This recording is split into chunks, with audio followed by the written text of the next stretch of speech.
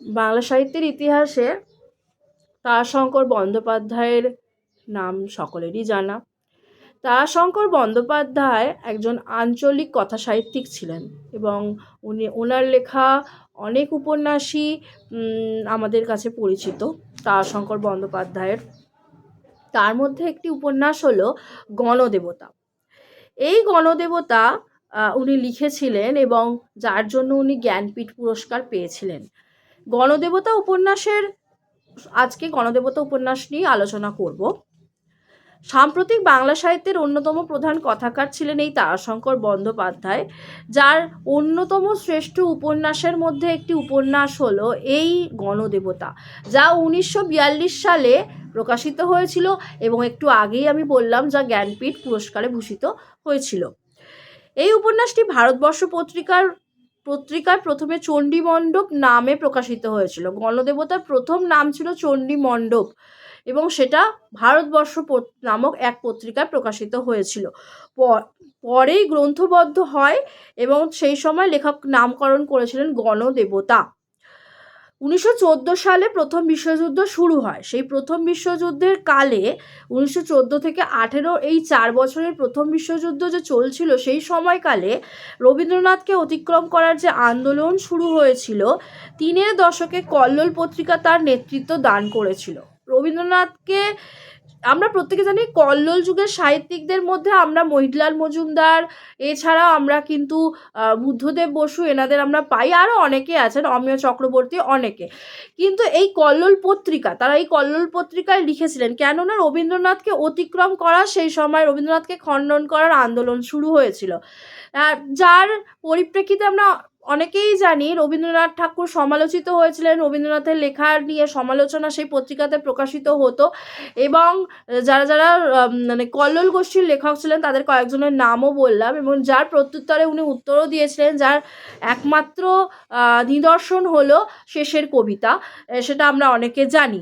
এবার আমি একটা কথাই বলতে চাই, সেই রবীন্দ্রনাথকে অতিক্রম করার যে আন্দোলন শুরু হয়েছিল, সেই 3-এর দশকের যে কল্লোল পত্রিকা, সেখানে নেতৃত্ব দিয়েছিল এই কল্লোল পত্রিকায় তারাশঙ্কর বন্দ্যোপাধ্যায়, ইনি কিন্তু ছিলেন। আচ্ছা, বীরভূম জেলার লাভপুর গ্রামে ওনার জন্ম হয়েছিল। তারাশঙ্কর তার সেই রুক্ষ রাঢ় অঞ্চলের মাটিকে মা বলে গ্রহণ করে তার মানুষ ও জীবনকে একান্ত সহানুভূতি ও অন্তরঙ্গতার সঙ্গে চিত্রিত করতে আরম্ভ করেছিলেন।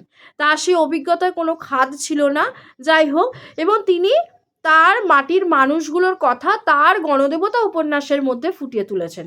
সুতরাং তিনি যে জায়গায় বাস করতেন, সেই লাভপুর অঞ্চল, সেখানকার স্থানীয় বাসিন্দা, সেখানকার মানুষজনের জীবনযাত্রা, তাদের সমস্ত কিছু, কর্মজীবন, সব কিছু তার এই গণদেবতা উপন্যাসের মধ্যে ফুটে উঠেছে এবং অচিরেই তিনি জীবন দর্শনের মহৎ সাহিত্য প্রতিমা হয়ে উঠেছে এই গণদেবতা। এখানে তার এক মহৎ জীবন দর্শন ফুটে উঠেছে। যাই হোক, 3-4-এর দশকে সমস্ত ভারতবর্ষ জুড়ে যখন স্বাধীনতা আন্দোলনের উত্তাল তরঙ্গ সংক্ষুব্ধ হচ্ছে, তারই পটভূমিকায় এই উপন্যাসটি রচিত হয়েছে। তিনি এখানে আধুনিক যন্ত্রশক্তির সঙ্গে সংগ্রামরত ক্ষয়িষ্ণু গ্রাম বাংলার একটি প্রাণবন্ত চিত্র এঁকেছেন। পুরাণ মূল্যবোধ যেগুলি অবশ্যই ধ্বংস হয়ে যাবে, তাকে দেবু মাস্টার, তর্করত্ন মশাই প্রবল আবেগে আঁকড়ে রাখতে চেয়েছে। এগুলো হলো চরিত্র, তর্করত্ন মশাই, দেবু মাস্টার, গণদেবতায়, এগুলো হলো প্রধান চরিত্র। অপরদিকে ছিরুপাল, এই যে ছিরুপাল, এটা কিন্তু গণদেবতার একটা অন্যতম চরিত্র। ছিরুপাল নতুন অর্থনৈতিক ব্যবস্থার প্রতিনিধি হিসেবে অ্যাস্থেটিক মোড অফ প্রোডাকশনকে পরিবর্তিত করতে চাইছে। এই সংঘর্ষকে বিরাট এক গ্রাম্য ক্যানভাসে রেখে, মানে একটা অর্থনৈতিক প্রেক্ষাপটকে তিনি দেখিয়েছেন এবং সেটা পরিবর্তনের একটা বলবো আন্দোলন ছিরুপাল আন্দোলন করছে, সে পরিবর্তন আনতে চাইছে।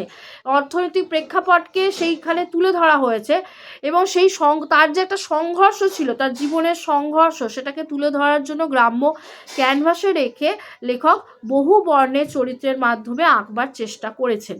পাতু, বায়েন, দুর্গা, অন্তরীপ, বন্দি তরুণ, অনিকামার ও বহু পদ্ম, এইসব চরিত্রের মিছিল তার এই উপন্যাসে অনন্য বর্ণ সুষমা সৃষ্টি করেছিল।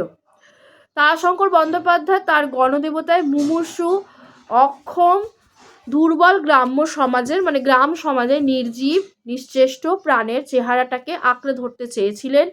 গ্রাম্য মানুষদের দারিদ্র্য, তাদের হাসি কান্না এবং লোকায়ত জীবনের নানা খুঁটিনাটি বর্ণনা, পাল পার্বণ, বললাম একটু আগে তাদের জীবনযাত্রা, এছাড়া লৌকিক আচার আচরণ, একান্ত নিষ্ঠার সঙ্গে অসীম মমতায় কোনো স্থলে ফটোগ্রাফিক ডিটেলসে বর্ণনা করে গেছেন।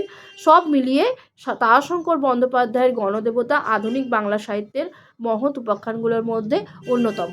তো সেখানকার মানুষদের সমস্ত জীবনচিত্র তার এই গণদেবতা উপন্যাসে ফুটে উঠেছে। পালা পার্বণ থেকে শুরু করে জীবনের খুঁটিনাটি বর্ণনা, তাদের আচার আচরণ, এই সমলৌকিক আচার আচরণ, এই পুজো পার্বণ, এগুলো সবই কিন্তু তার গণদেবতা উপন্যাসে ফুটে উঠেছে। এটাকে আঞ্চলিক উপন্যাস আমরা ধরে নিতে পারি, আঞ্চলিক তার অঞ্চলে আঞ্চলিক উপন্যাস। ঠিক আছে, আশা করছি গণদেবতা উপন্যাস সম্পর্কে যেটুকু তথ্য আমি পরিবেশন করলাম অনেকেরই কাজে আসবে। যদি ভালো লেগে থাকে সাবস্ক্রাইব করে দিও চ্যানেল।